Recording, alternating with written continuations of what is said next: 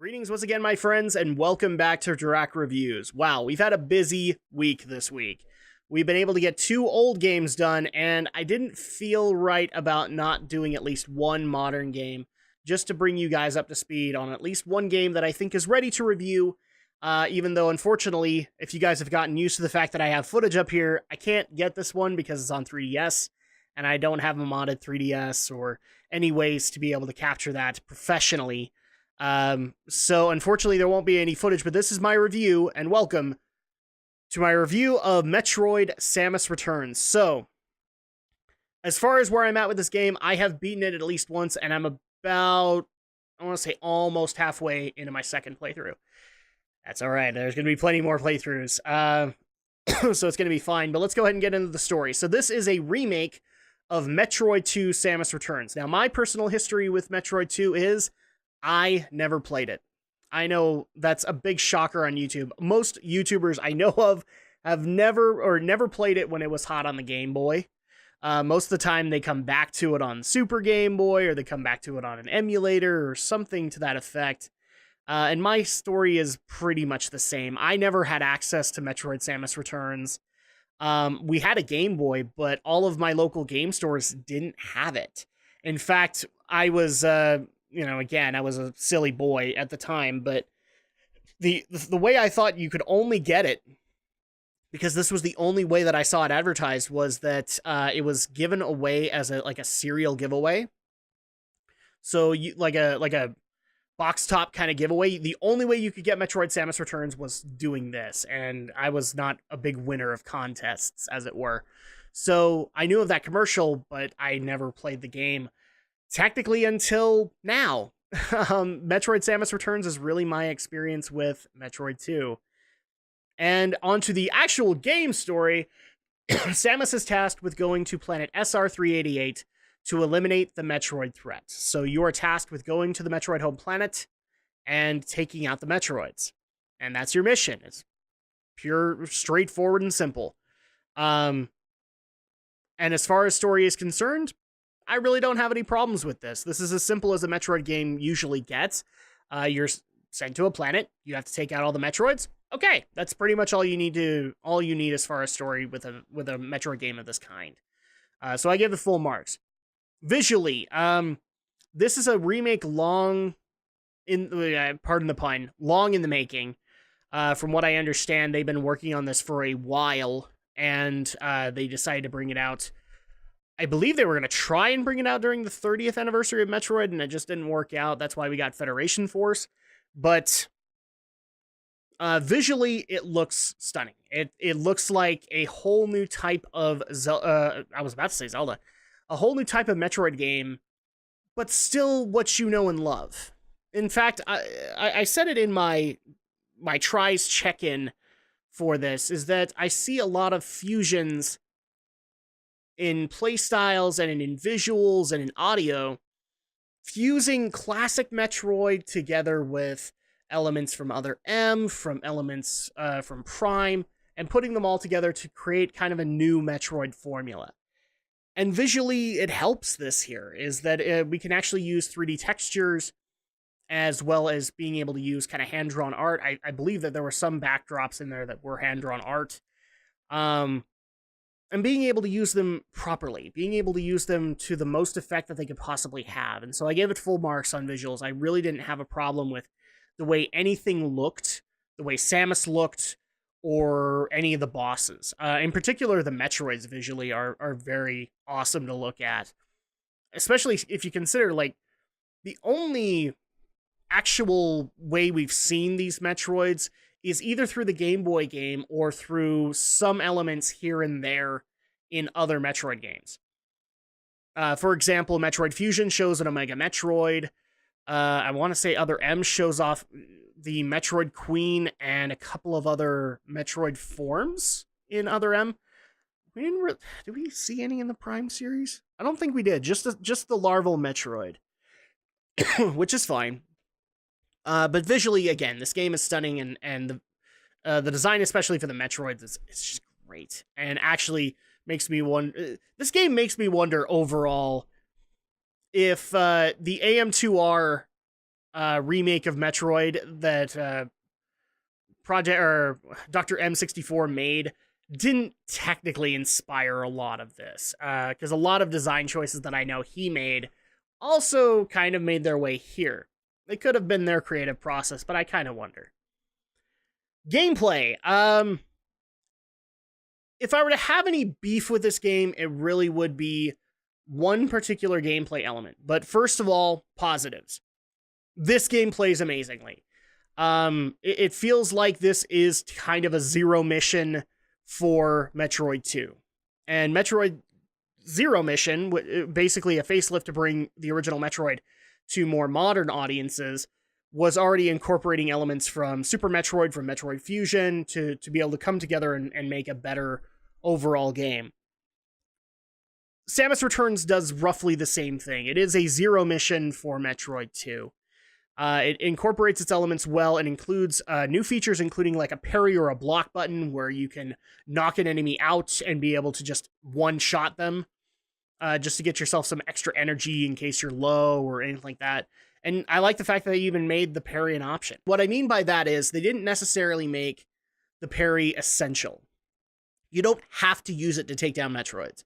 You don't have to use it to take down enemies. In fact, it's kind of a learning curve. So you're going to be learning as you go along, at least in your first playthrough.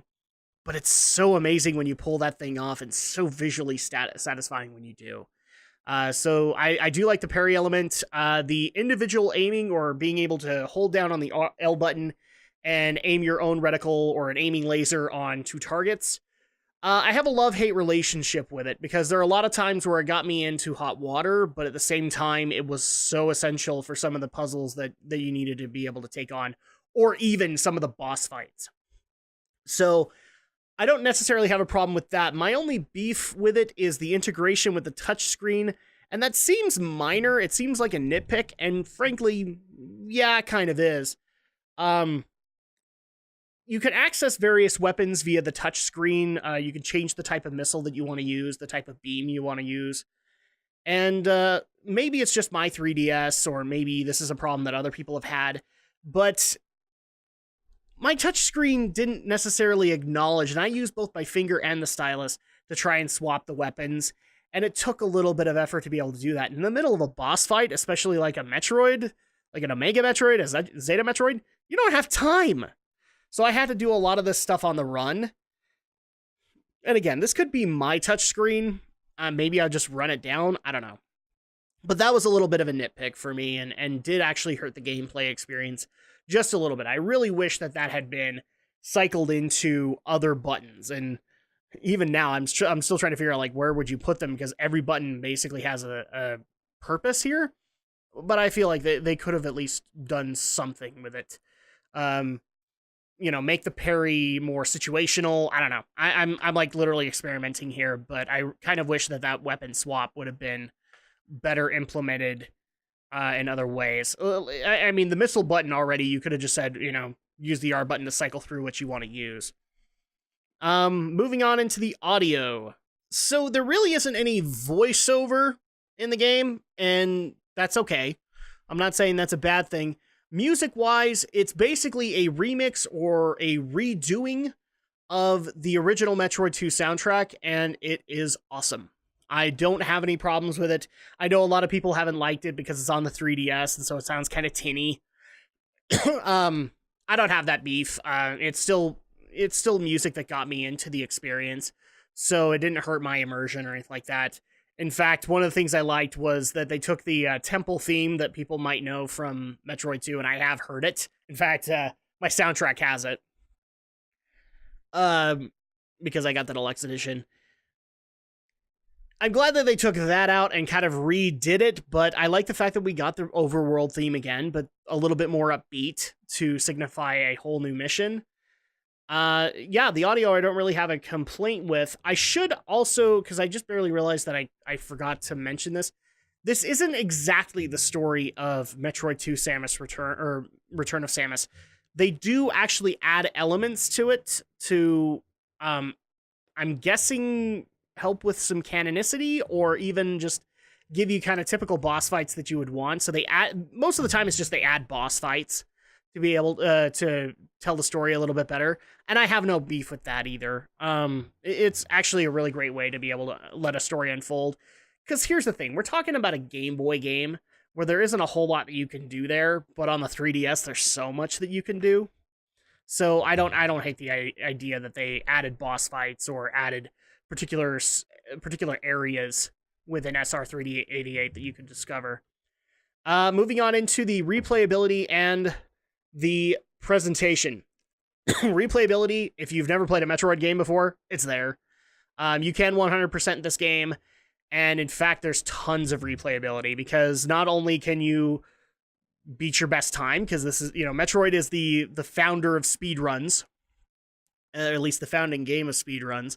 So at that point, they bring the speedrun elements back. If you beat it with a faster time, you might get a skimpier Samus, or in one case, and this is really cool, I've only seen a screenshot of it, but you can unlock the original Justin Bailey outfit for Samus. That's pretty awesome. Just like giving Samus the green hair and the red unitard. That's cool homage to an old thing. But the addition here also is that if you get the Metroid amiibos, and I haven't been able to secure one yet, but I do want to get one, you get access to Fusion Mode, which basically makes you like Samus in Metroid Fusion, from what I can tell. It adds extra vulnerability to you, makes you a little bit squishier. I think some of the pickups aren't even there, so they make the game essentially even harder to be able to do speedruns for that. So there's tons of replayability with Metroid Samus Returns. I have no problem admitting that. Presentation, does it come together to form an awesome experience? Yes, it does, and a half. I'd lose track of time so badly when I was playing these games, or when I was playing Samus Returns, and it actually hurt some of my recording schedules trying to get through this game. I'm actually glad I'm on the second playthrough. It was like, okay, I've done the game, I've seen the story, I've done all that, I'm fine. I can come here whenever I want to casually. But yeah, the presentation is completely there, and it does immerse you into the usual Metroid elements of isolation, of discovery, of exploration, of adventure that you would expect. Which is why I have no problem giving this a solid 9.5 out of 10. Like I said, there were some imperfect elements. Maybe they're my 3DS, maybe you're having them too, but they did hurt my experience. So I at least have to acknowledge them in that regard. So 9.5 still isn't that bad. And that's going to go ahead and do it for my review of Metroid Samus Returns. Thank you guys once again so much for watching, for continuing to like, comment, subscribe. If you have different opinions, please leave them in the comments. Let's have that discussion. Let's figure out if this is the best way to be able to do it or the worst. And of course, I will see you guys next time for the next review.